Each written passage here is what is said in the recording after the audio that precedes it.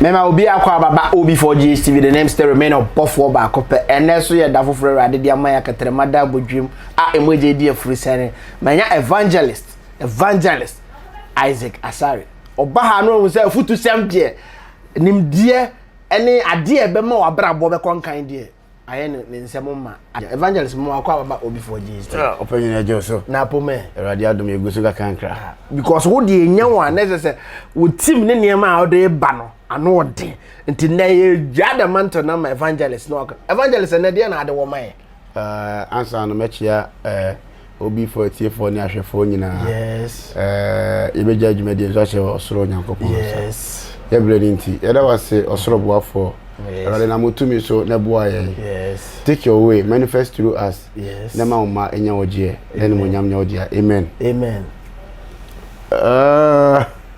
ade ba ku mienu miensa bi na erade ya dom na na se obi for aye yefunu batan a yes aye na adwene se obi enimu ama omai Ghana enya so mfaso awieye bre no yes wo se yensusu ye ba na ye ba betena se na ye ne ye fa obi for so kasa kire ye nuanom yes na ade a erade dia tuma koma so amene me nuanom bedi ho komo obi for platform isu ni se yes eye three baptism of work or starting work. 3 baptism of starting work. Eniema miensa, esubo miensa obeye adwuma ube hia. Esubo na miensa. O start adwuma, adwuma no bedi kan abo wasu. Adwuma no bedi kan abo wasu. Yes. Ba ko edi kan ni se. Obi a o hye adwuma ase. Bia no. Esubo a edi kan manipa no. Ene se the capital of the start adwuma no. Yes. Afena okopre customers so area ho. Afena okokire se ono so nyoma ye comment no. Esuba edika bono no, e bono manisika sem kofo. Ekofo. Ekwan be so na esubo no a odi nka e bono eboa no manisika sem kofo. Esubo na edika no because wako area ho neutral area no. Onim area ni suban nti obia enam se ope customers nti no obia ba oginitum yes obia ba oginitum yes. So enipa bebre so ewo area bia omo botaye kro mu se omo man adwuma enyina nti oba no omo so ba be fra wo ma mame enwoma na bia for example o mame milk be miensa bi mame milo me de be bro me tie ya wato ade ba ku mienu miensa wo no ho ato so nti bo se onim ni su ni ne ban na ode ama no na we so abeje na we abeje na nimla na ho so no na sika na ekura no na ahye eno ne first baptism a oko area de bebo evangelist asem no kan se onya ntiase a me biebie wa amwate ase o pese o kire se esubo edi kan se wakwa tena baabi a wa start business enye nkofo mu betu aba so bebre ni nyina na epese wadwuma ne bekoso obi wo ho a oba no wa hu se adwuma na oye ne ha no nti ope we se means a odi adwuma ne bebofom se bam nti ade e tensiri otu mbeke ka be nsia no ode aboso because wo ope customers nti wo pe nipa bebre unim the right people so nti eno anze ho gi obi a wani beba ho so no magye eniema ni nyina kogu obi timi koye bia adwuma no ode ni nyina afri nkofo ubezo okọ mu ano no mu ko na bi ni omu yese wani beba ho so na adwuma na agu yebusa ase ne adwuma no akwa no ye kohwini no wadi nsika na nso na ye namfofo na eye nkofo na omu be ho no omu ana ase di wabro first baptism ni bi no nti as a business person o ya de bia twede ho. And second baptism no so yes whereby a sika be sano yes na afi no obehunu the potential customers yes second baptism no be mo hu the potential customers yes customers o se nipa nyina baba obi ba obi fili ba obi wo customer we regular oba obeto otwiaka oba obeto otwiaka oba obeto obetwiaka so se unyanya sa first baptism na ebe shi sika na sa baptism a suffering obe suffer it after say obe suffer no wani beda ho na fi wa hwe o customers no mo ba won chen no omo ye potential the potential customers afi no hu omo say wa sell team omo ye 20 a 30 a na de wa dwena ko omo so na no omo ye the edili So it's second baptism na ebe bie ye ni ebe bie ye adwene mu ye hu say okay area no nipa be 100 na tato ade wo me ho ba wo beto ade no misika na ahye so say sie no potential customers me kro mo ye 30 enti mi dwetire na ekura me no say me ko fa nyoma me fa omo say na ebe ya me fa omo nyoma omo de etam bi omo bo beto omo twia omo twia even ofiri ade kira bo so de ayede ode abre o de honhom support adwuma na o ye no until we say na okoso. So we use the second baptism to identify potential customers. Maybe be aso man, what the mama fa YouTube as channel as a whole any example. A bit to say, oh yeah, dear no potential people no mo beba obi bebre betima ba oh obafo adwuma na aye no bibia okay yenya oba share link na ma no oba ka kire onua no kra say share the link no ma obi foforo na onya no ohwe no the only doma adwuma no o de man na ohwe a o kwa siamai me say ni konyeska on share kra ma obia be ye won gofo bo no so de wono no won say ebi anipa ba miensa wo mu a o de link ni ma wo mu a o share also in Facebook there no obi share there a o hwe ma hu say link we share by Evangelist Isaac Asare share by way ubo say sankofo no mom na pushi ade ne konanim enti wo as a businessman na okuta business brains no enkoto niam e be buru sa nipa na ho ode so pese nipa miense nan e na ahwe a niam na wo de ba no omoto a pese nipa no ho niam a omope sika dodo a bit like a bit say ka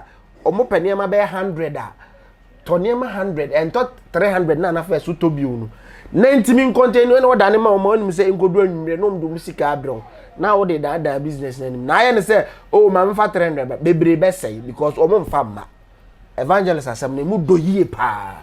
So the third baptism so akwa say o success walking into glory. Yes. Getting into glory.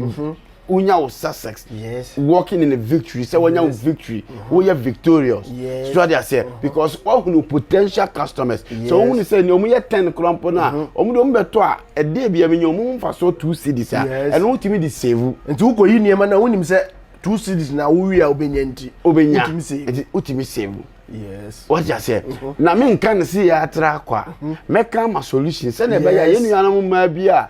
Omu di dwa because ya ka say oman ni mu ayedene. Oman ni mu ayedene. Na the blame ni nyina ma economy ni nye. Okay, omu na di ye ni mo kire kwan ti betimi so bo abo wo mo. Whereby ya enwoma enye said ye na etie. But say ohwe say ye timi bie ye ma me mo di dwa kakra ni wo sa nwoma we ho a.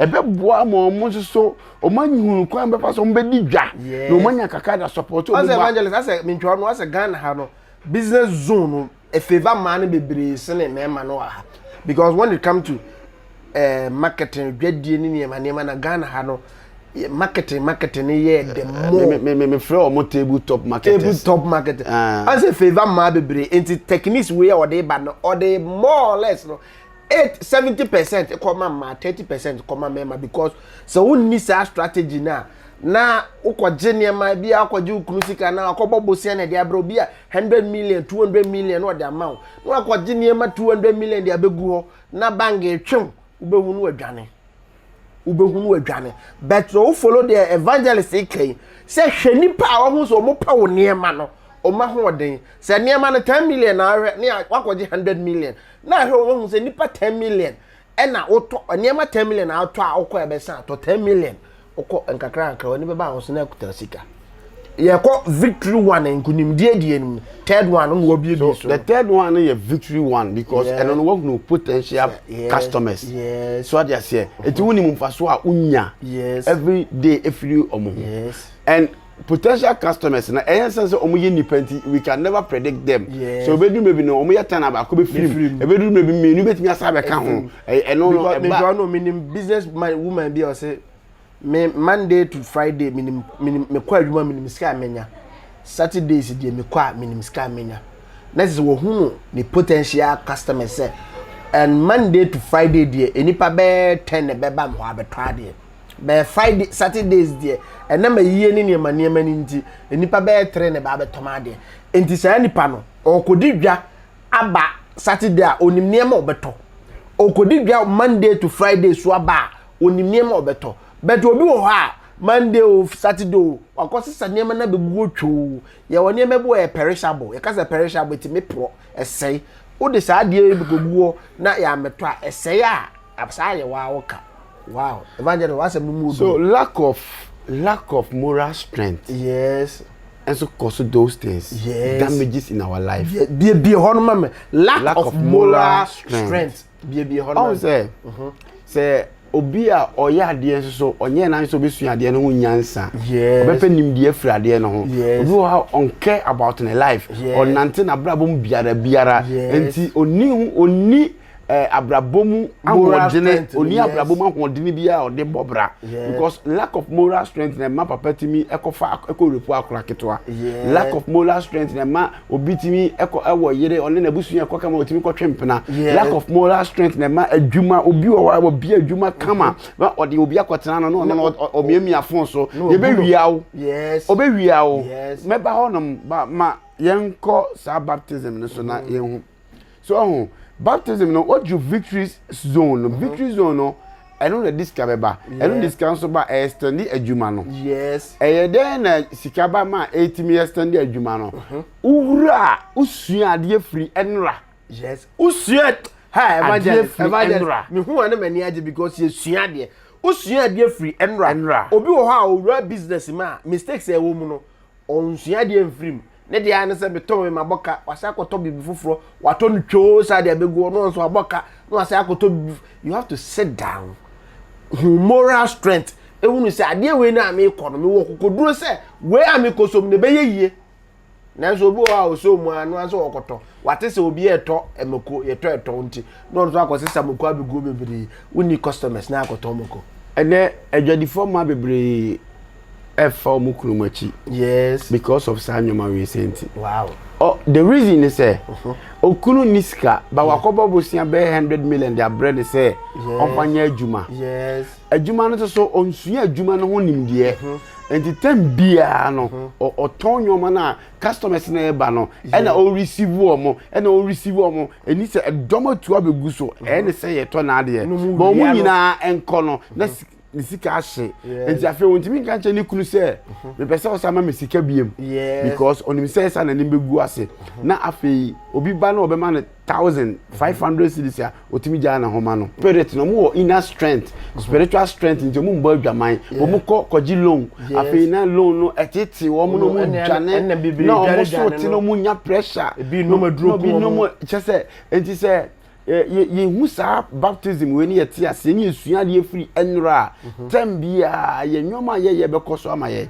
yes first baptism no me pese ye hwe ni yie yes yeah first baptism ye take wo be pese ye hwe ni yie se wa start ye adwuma wo area foforo unnim enipa no mo area ni suban so that say nyo obi na ebo no bosia enye obi na wo say odi onyoma free no but o maba foforo de unnim omo enti odi yemfa no say adwuma bi a hyase no o sofa enti eno the suffering baptism enti they will come to you and drain you yes o maba be drain you but omo ba no omo ewia wo no omo free no omo metua no eboa ma hu nkofo dodo obetimi no madi dwuma no hu obi asuban ena be ma obi nya potential customers your customer bi omo ye truthful your customer be omo faithful they will come and they will come and borrow they will come and credit but omo be tua yes omo su ni omo ban ye obi osuro awrade ye obi a se bi osom bosom osuro bosom ye obi a ofrenkrem a osuro ala enti oje ade free obi na de sa ko ma obedi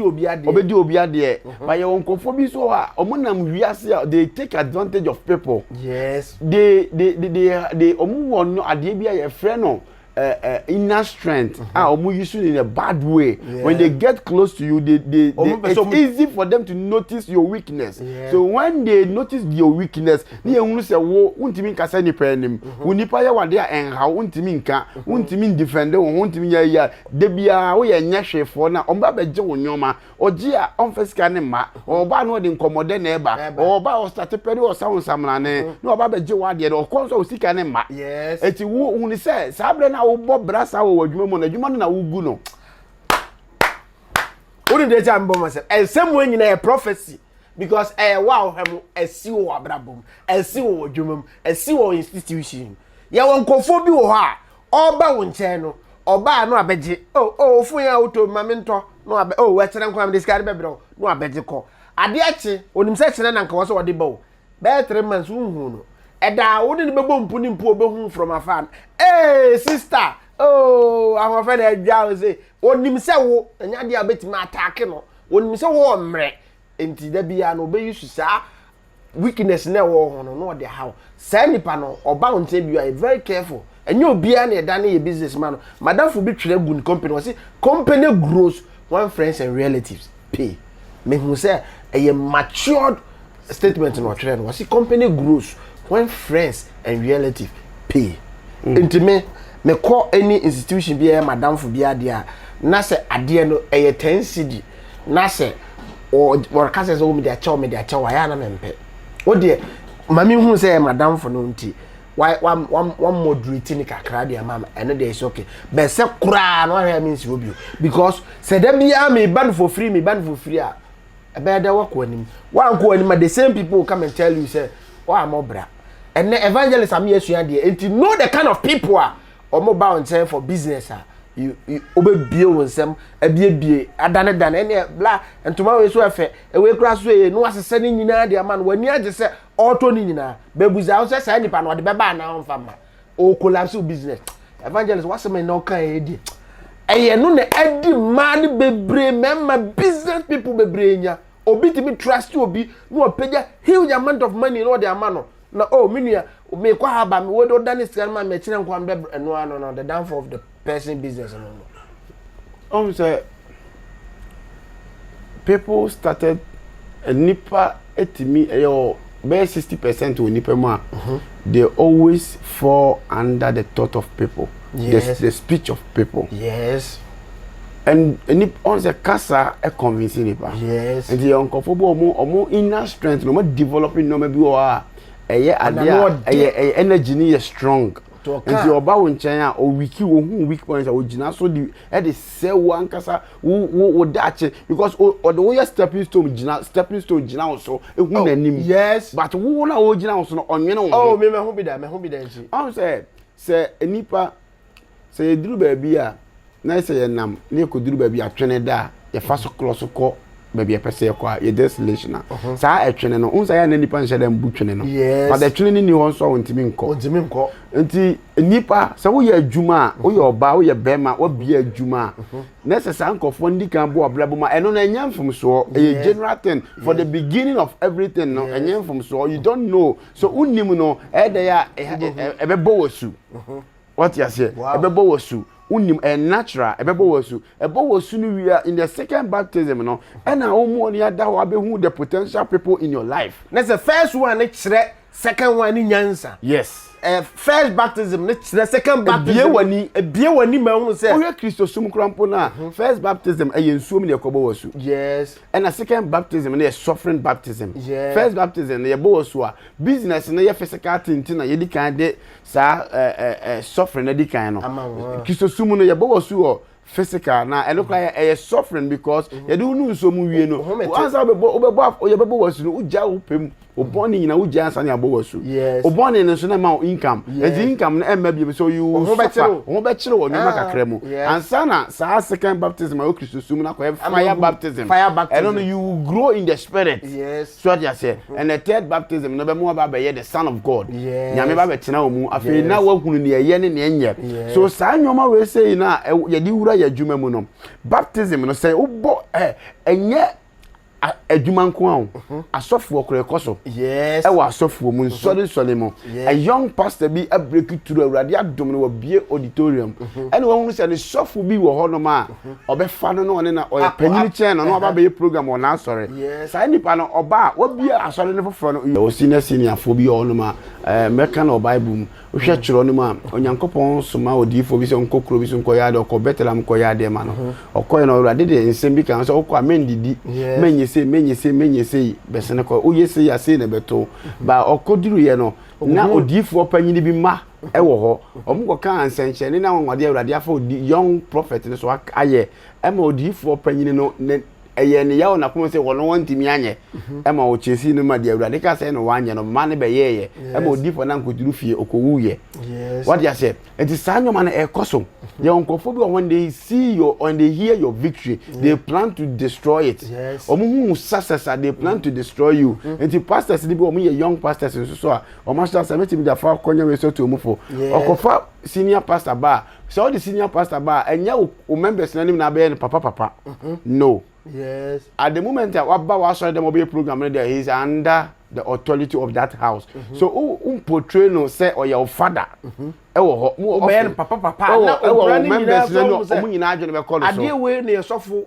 papa no de ane na say papa ko di na chi eti omu onko no otimi de complimentary card mama nkofo bilobo na esikafo mu wo wa so no atwe omu nyina call na so na wo ministry no dream o da yeso a awurade wo de concern o destiny na wo be dum no yeah ma back to business no so enti adwuma de o ye also hu potential customers potential customers omu ne page nipa so potential customers omu ye 5 a on krokro omu na omu hu se omu ni ho a woni ho enye nipa doma epu abo abla boso no ena eno na me di bewura de we ma hu ema na omu ye young ones na omu nyini no se osisua instead of say obepe bema okra vision no obenya potential man no na tena no and potential people always think about future they think about one kasa wo no deal no enye mpempre enti omunkofa aim for no I like that word aimless I will never use aimless because obi aimless I no kwa de on pehwe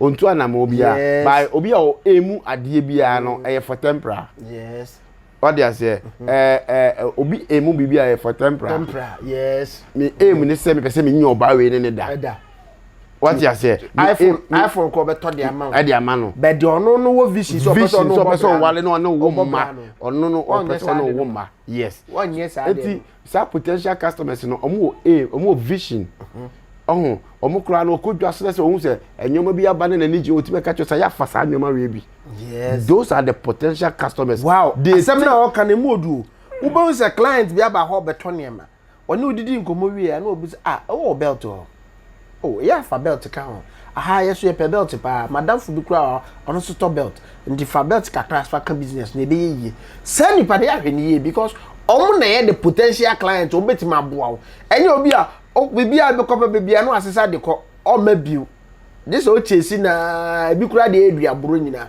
ansa na ansa be ka sika eno kura be ka na sika no asɛ no 20 cities 10 cities no asɛ sika wow nti wonim ade ba ko mani jinkra mofuo ma a o mun digwa ho pa nyame nhira ye maame mo agea nyame nhira mo ba bia wo bia atemenka o matena se ehun se abibifo yitiri mo sum nti o ma market strategy o mu di ye o madwuma and eno so ye strength okofa ade no 20 cedis a o de be free o de be mo 60 cedis o de ma wa se twamu half no mfa ma ho wow ade no ye 20 cedis o credit na onim se obetimi di ni dwetira akọ enti o de be credit 60 cedis o se wo je ni twamu half o twamu half o twa 30 cedis wonya mfa so 10 cedis enti ye kai no wan twa kro mfa ho wan twa mfa ho wow ba o se o hwe ye ma loan kura se loan o kwaji loan ese usika this o pe 30 million this or the 15 million beto yes that is a loan ye 30 million on the man o ma 15 million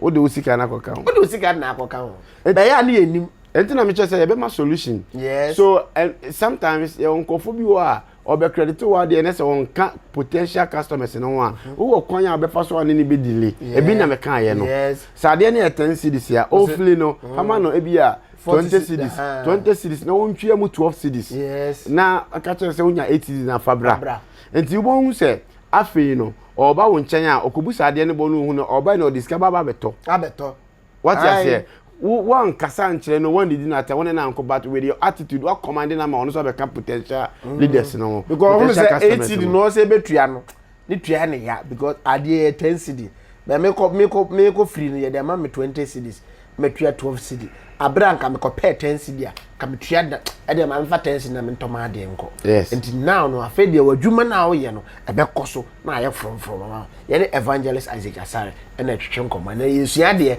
na se de be ya da bia emfa blame nkoto aban so na aban de ni agba me ankasa kura afi ma bre oba you know de o kan aban omukunu mu aware bebre gu yesade we yes aware bebre a suffer esade we yes onim say oba ho kire na etima ne ye mfumso bebre na wo de ade ma oba nso na se wantimi ahwe so yetima ne ye mfumso bebre yes enti emma bebre etie mi a omunim omukukua mu enom ma ye enye yo how because of sasu any ban we yes self baptisms no che ye bo wasu bia e wo bibi mu a e wo se usua de enti ye bo wasu yes ade na wo mu a enti ye bo wasu ade na wo mu a wugya ya ye be bo wasu na me bo adwaman na me nom nsa na me ye kromfo na me didi atem me kasabasabasa na me som bosom na ye me se masachara na ya bom asu nti me just anwoma no wo ho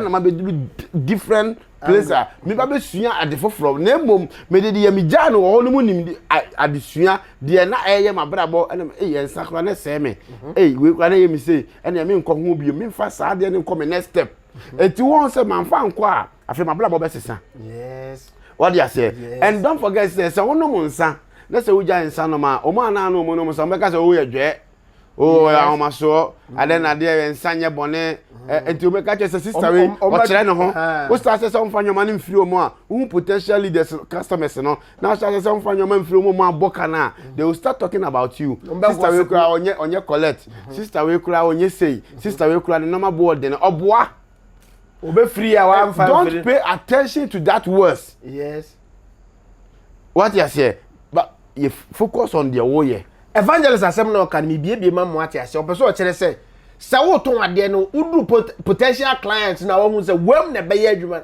ene me be mu ohun nie se nipa ono epeso ono tena ye business no oba o kire na adwene wo business tim ka afa we ka ho anka beboa o de ka ho be yi ben kofo no mo mwa wo no omo wi ade o be ye nie omo enam se obeba obosia na so obe free ade na wone ne preso nti opie kwa abonte a okwa sister we niema no kura nya papa we niema no kura ne board we niema na yesi obeka niema be frustrate you but to wadwim omunye the right people for you the right people na enipa mienu pe kura it's better to get wrong 100 people than getting good 2 people good 2 people is better than wrong 100 people because why we here 100 people me wrong no ombe how and first you adwum say mabie madwuma enipa ewuram da bia ne chese mayeye no ebu omo wuram ni nyina no omo be how kwa be enipa mienu ede ni nyina enipa mienu ne be wura ho no omo beti ma ya ade e be benefit wa is good me call me director ba ko ana ka tem say ye channel ya ye ho adwuma say de say ensem na ye kan wo channel no so no etimi nya influence e wo nipa mienu peso say no more some positive yes it is so be keka nkwase asemanya 10,000 views 20,000 views no me nyina be twa makobo nim enti me fa hye madwin me say ade na me ye no I'm doing for Christ enti sa ade we ahye me kra so mama da bia me ya ade na I do it not to get money obeka obi for GH I'm getting money from no I'm getting nothing but I'm spending on it but the benefit aminya no obi de ka akọ wa mafie obi ayare wa sorry but I'm still alive there nature say nyankopon o woni mapa bi we abrabo and evangelist am esua de bebre enti yemo ya dwene nkoso se enye nkofo mo ben ye nyina ne do obi wo ha oberu ni and afutu evangelist there my evangelist na de nyame what why adwuma and bebre dodo elmonyam ka ne dinim obe drain you people will drain your life omo do be kwa kona bi wo abrabo ma and they will start talking about you oh you're lazy onye oba papa onye be ma papa nikunu bo ni dwaturo wan hweso ye ne yire kra na yire bua no so no mbu ne yire on hwe ne yire ye these are the people almost be draining wo yes enti ohun ade bia wo ye bia no ametai ka say don't be available name be vulnerable don't be available but be vulnerable yeah okay those who are always available, them be you get used. People will use you. People will take advantage of you. Yes. Be vulnerable. Yes. Say, unye who say nyoma we ya, who ye business na who say nyoma we ya, who say me enyu obia sister pacho, mami mo 10 cars se chan biskan bebre o. Won su china akofa, uko kejeti ya unfiri ye ji usika. Utua. Oh, mi pacho nka me be ma okasa de we say de nka me be ma but see ya no me loan am de adwuma na be bia me gye me nyoma na o de ma me ade chanam de akoma no nti o de me srew fa che me. A nice way. Find a nice way to talk to people. What you say? Until who kasa such anyway no. Na oye China ni anase blue ni be catch when it goes to business we don't talk trust. Yes, eno am here Tobinko. Any Tobinko or Kasai makuma Tommy Yemon was say when you're doing business don't involve family members because when you involve them in your business they'll collapse it. The reason why I move to this level they say the business he didn't involve families in his business. The way they say oh your family member we here help now mwana obebuao by involving you into his business they know the reason is obama obeba collapse business. Let me tell you one thing. The Papa de car, you know, good, but make a big craft. Yes. You can work with your family member, but when you get to the field, there is no family somewhere. Yes. Maybe mom na miss go to when you get to the field, there is no family. It's business. Was it ne yere ne role play but se okọ at fault ha obe face the consequence. After that no mba fia o ma be marital issues o adwuma so ya ne say e me yere enti madane ma ne to abu ani da bia no ne ma be say be straight in your business, don't play with your business because business is life. I say ya ka say you command respect. Yes. Yeah untimi kan kire me bai kura say ombu chenchena na kuma muni na adwim ombu ba wo hunhunti obaye de wo kan ma no ba ombu. Yes. Let your attitude command people to respect you. Wow. Let Let your attitude command people to love you. Yes. Let your attitude command people to think positive for you. Yes. Eyenyom enti de bia na meka business se one fa de na mfiri nipa na one fa mfiri no de okoka de ye ho se wonte. Yes. Enipa nyina beka se manfa ama na ometo ade biem. Manfa ama na oma biem. Enipa na oba no so oma wo sofa in your closet. Na wo di wani gie every place obi de. So do you expect say onya ni gie biem? Because nipa obo be free o free we ontua enti say nipa we wa ma bi wa how be na wom asa ma pese da bi nipa bebo madwuma mbebri enya manko nipa bebre wo ho a opese ofoso na obi age ne tumi se on ye. Yes, that is the most foolishness thing ever in this life. Yes, nipa opese obi age ne tumi se on ye no reverend se obi beba wo nchen a na adwene kura no wa fa wie. Yes, ye obi wa odowa enya ne wa ya ma no. Yes. The person loves you from afar. Yes, ye obi won so odwawa de obeya ma ni bia asante fon pa info say akokosa kira kroma kura enye ne fe. Yes, so if you realize that so would sa understanding wa braboma you go forward. Wow. You keep over extend it because asama evangelistic as onya ntiasia ye obi wo ho a uhunu na instant wona no wa start a time wonya ne hwio ba wo mpewasem ndi se nipa no otwebe okra vazo bi anim oba no sere kura ye no sere kwa ye no that lumba be chirechiri ma ete ase ena yenya ye papa ene ne kra wa free mu yi ofa ne kra nzie emrante ye ne ka zembi o se nyankopɔ se do yonko se ho nemu wanka nche se ene otamfu nkodi agoro wo se entan watamfu do watamfu nemu wanka nche se kwa na aduti ene watamfu akotena ho ne ade wo ba tiuti every so nti do level bia caution is very very important. Caution is very very important. Obi wo ho ba abrabom wo hu se nipa ye obey oba as a venom obe how but also madamfo a very real business and evangelist who is a friend.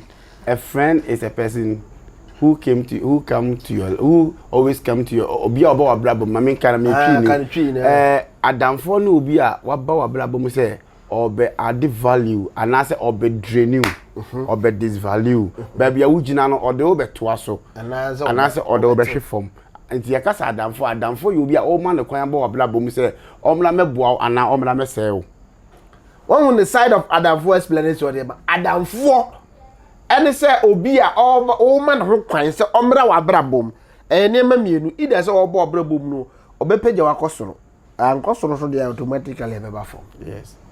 It is sana business women or more Ghana, even Ashanti region to be precise, or more okoye mami because mami wo tema se omuma be ko school omo obi a pese de banyini be ye krache ne banyini betime to aduane mani di eti omo pre se de bi ombe di dwa se de be omo betime ahwe fie ni kunu ni bi obeboa no enti saa nyoma no di omunya yes ye won kofo bi okro obeji ode wo ka wo ko ka no sa na wo ko wo gu ani ma se na wonam yewo boy onye ni papa he boy he odi ade afuru aso onimo many ni pa ya ne ya ade ya beto ade se do si mremu na nim kwache boy onye ni papa esusu na ni refi se ono so kofa ne ma no odi scan kofa into wo campus scan e dey ato ho at your expense of wo happiness na ono akotena dem nsu no menua be ma o heme menua ba o heme ntie ye ode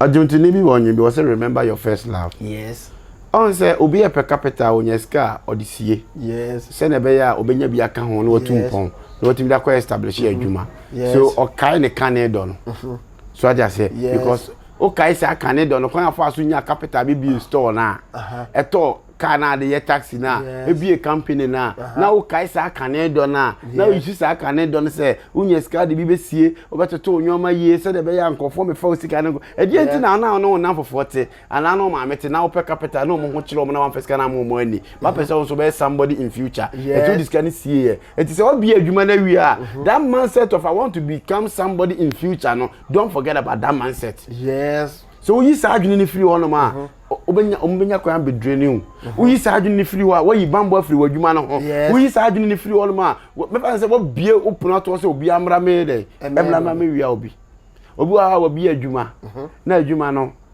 me ba o no de adwuma na ja obi enipa okotena area holom no hu no onim the spirit within that person ye obi okura evil spirit obi okura yes waje adwuma na ma no say me ba sister me ba no waje adwuma na ma no de waja no also oye wizard or witch or wizard into ko otimi command go adwuma no so enye say adwuma ne say otimi yanwade otimi free the huhum free mu yade go adwuma no so say adwuma ne nye the ensay be a security for your own prosperity. And your be business. A security of your own business.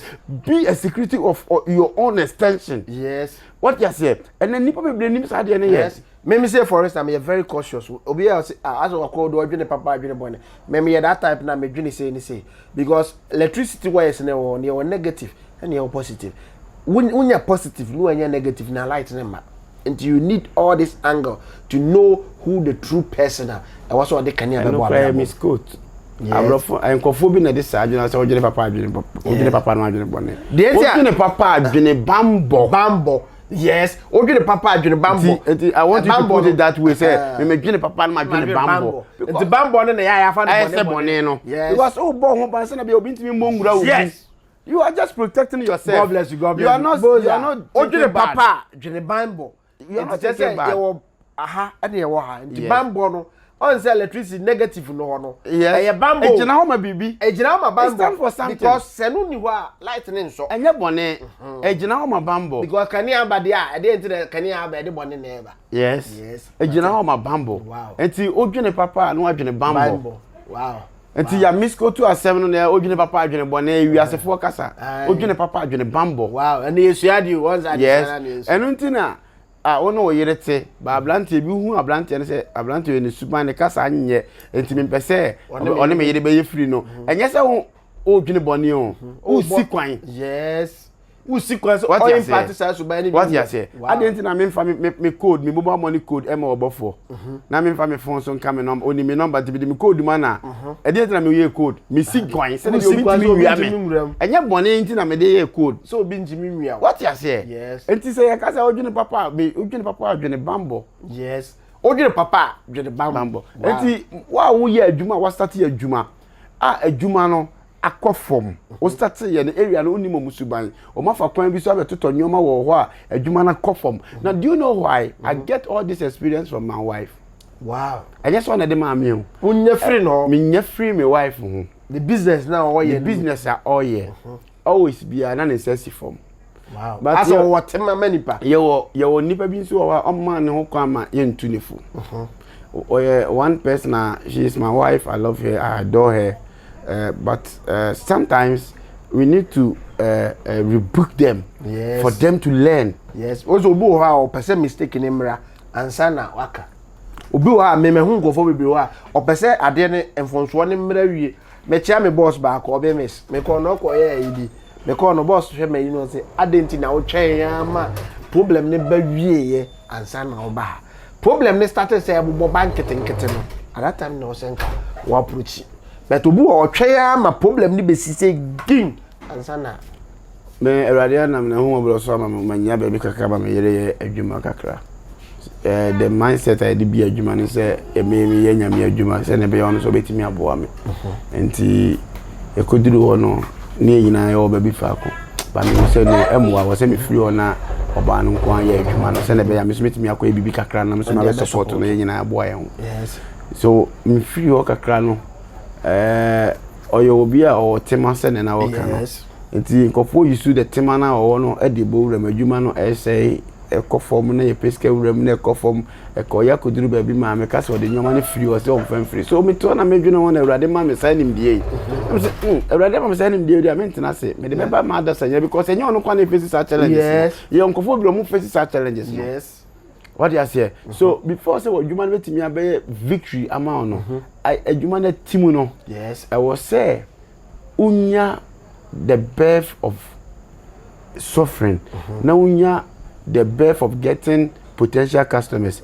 Na nsa na obinya victory. Wow. Enye 2 years when abetim de nya sanyo ma adwuma bi wo betim trebe 6 years ansa na I establish it. Yeah, I try for your boo. O before GTV. Yeah, I try for your boo. At the end of the account data you town. Evangelist me cut data me turn a month. Obeba won. Me to be to data. E be are getting close to 5 million.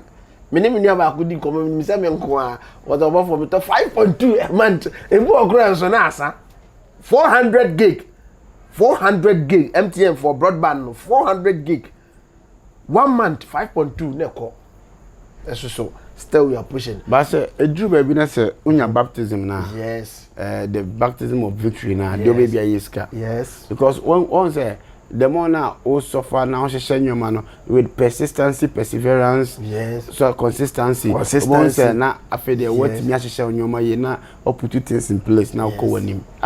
Evangelist, this is a true man of God. This is an entrepreneur also. Because there are some things you are enkofobi to make to my brabos. Na me wo na wasa be kasem because obi kasem bi kire menre ya. Wose hwe. Obi kase obi for GTV. The normal views na enkofo nya no nya bi. It will reach a time Ghanaians ye beye ye mind no ye mpem kwasasem tie bi o. Afi be ya adwesi ye pe baby enyansasem o.